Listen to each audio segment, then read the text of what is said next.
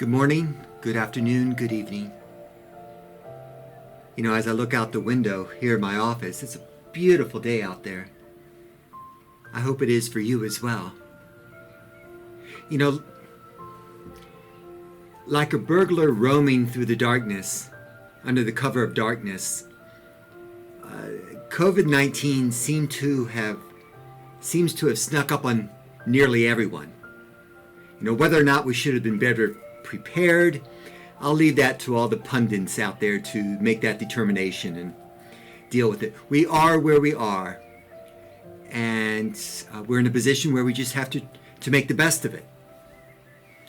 And I know we can, and I think we are. I mean, we're in the midst of a full-scale global pandemic that's rife with the constant minutia of new cases and their adverse impact everywhere.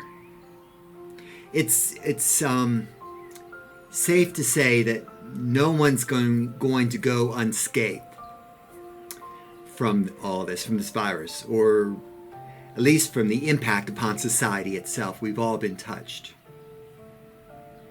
My heart goes out for the loss of life that is occurring around this world. And so it just leaves me perplexed as to how some Christ followers are responding and handling themselves. Many appear to be coming apart at the seams, which makes me wonder if we were that together in the first place. I mean, when municipalities begin encouraging us, to undertake social distancing at least 6 feet apart from one another and capping attendance for public gatherings, alongside with other decisions that are being directed to us with regard to various closures of businesses and gatherings, many churches have quickly turned to video broadcasting of their services or messages. And I mean, we're striving to do that in this manner with daily devotions. And Tammy is also sending you guys emails. Okay. Some churches are having people drive up and park in the in the parking lot and have kind of like a drive-in movie theater experience with their worship service. But there are other churches, to the chagrin of many, including myself, who are emphatic that they're going to trust God and they're going to gather. And they're not going to have any government official, tell them that they're non-essential. Of course we're essential. But we've got to take care of each other. But my gut response, I don't know if it's very Christ-like or not, but my gut response to those churches that are determined to keep meeting, I want to say to them, just get over your self-importance and love your neighbor by keeping social distance. If God's people can't display wisdom and common sense and resilience and calm in these days, then who will? Are we really doing God a favor when we're gathering face to face in the sanctuary at times like this? Something is awry. Something's wrong when temporarily postponing our public gatherings for the public good seems to upset Christians to the very core. It's as if some Christians believe that their gatherings together are like this mystical, magical medicine. And this medicine's being produced, and they're going to be protected through their corporate worship, and God will take care of them, because that 10 or 11 o'clock time on Sunday morning, apparently for many is the time they believe, heaven is really open for business then. And then some Christians just take the attitude, well, we're going to meet because the First Amendment gives us the right to, and then they go on their spiel. Dear friends, such an attitude makes us Christians look like we are seriously out to lunch. This is not a time for civil disobedience, but rather a time to turn with confidence to the God we say we believe in. It's okay to have a healthy sense of fear right now for what the coronavirus is capable of doing, especially if that fear directs us to take care of ourselves, to take care of each other by practicing social distancing, by washing our hands, by checking in with each other through social media or phone calls. That's a good thing. The key to fear is not to surrender to it. Okay? The only thing we surrender to is God Himself. In facing COVID-19, it may look or feel like sometimes God isn't moving, getting things done, as if God is somehow asleep on the job.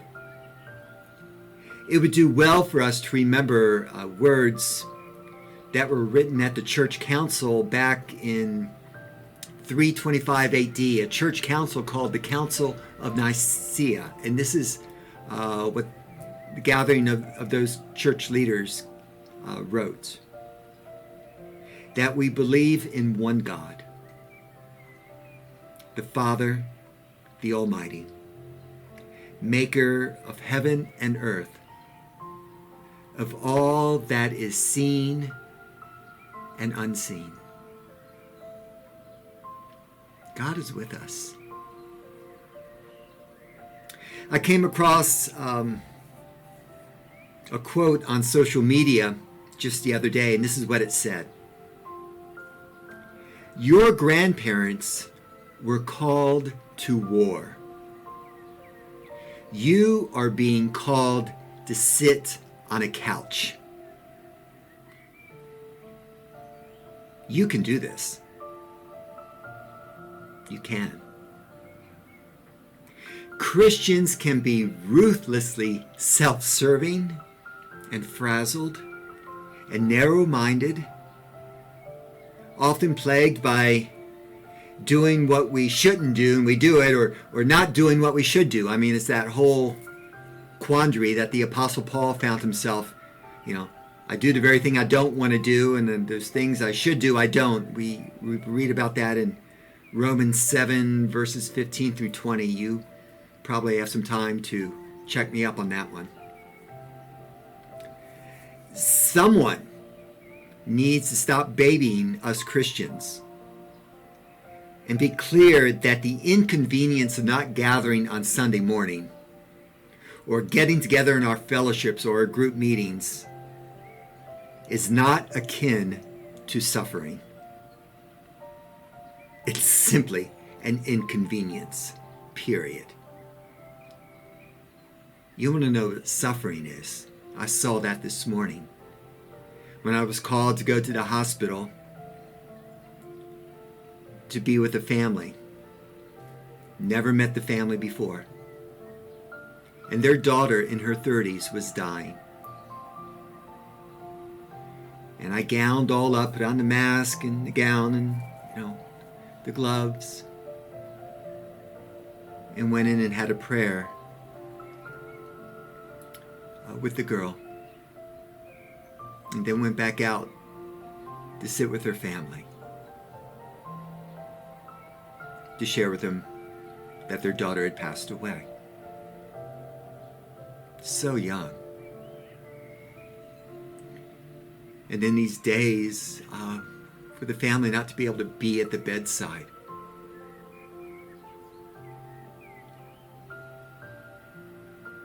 Let me tell you about suffering.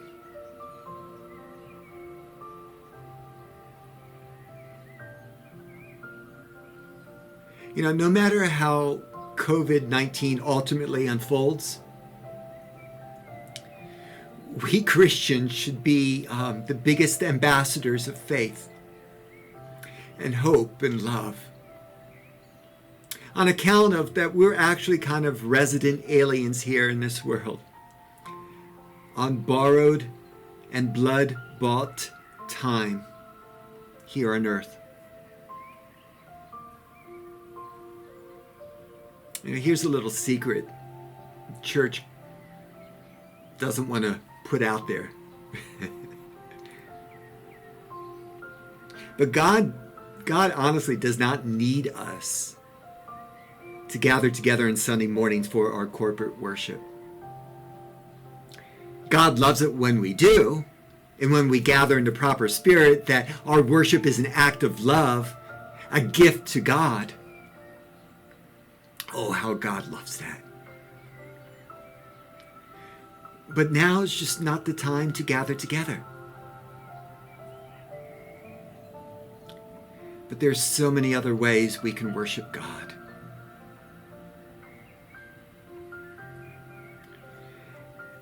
And pastors and churches that are determined to continue to worship now and put the surrounding community at risk, they need to just grow up in the Spirit and get over themselves a tad and realize that their gatherings are selfish gatherings that are more about them than the love of God and neighbor. If the people of God, once again, if the people of God can't display wisdom and common sense and resilience and calm, then who will? God's church,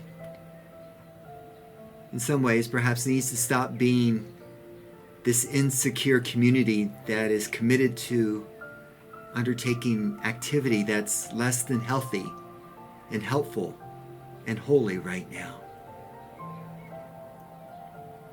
Each of us should live responsibly as one who truly believes. Grumbling Christians need to stop whining about social distancing and just obey the warnings and instructions that are issued for the common good. Besides, we all perhaps could use a little hula hooping personal space right now. So let's model for our community, for our society, what it looks like to faithfully employ and model behavior for the health of all people during such a time. Playwright Lorraine Hansberry once wrote, "We should never be afraid to sit a while and think." And Timothy Keller, theologian, once said, "We really do not know that Jesus is all we need until Jesus is all we have." Social distancing is an opportunity that I hope we take advantage of to think seriously about what matters most. May we be resolute in our sober-mindedness as we do all we can, while also trusting in God to do for us what we simply cannot do for ourselves. May God be with you. May you take time to breathe to feel that beautiful body of yours, to let go of those stressors and receive the peace of Christ. May God watch over you. And in that social distancing, find His Spirit fill you with hope and comfort these days. God bless you. Love you. Miss you.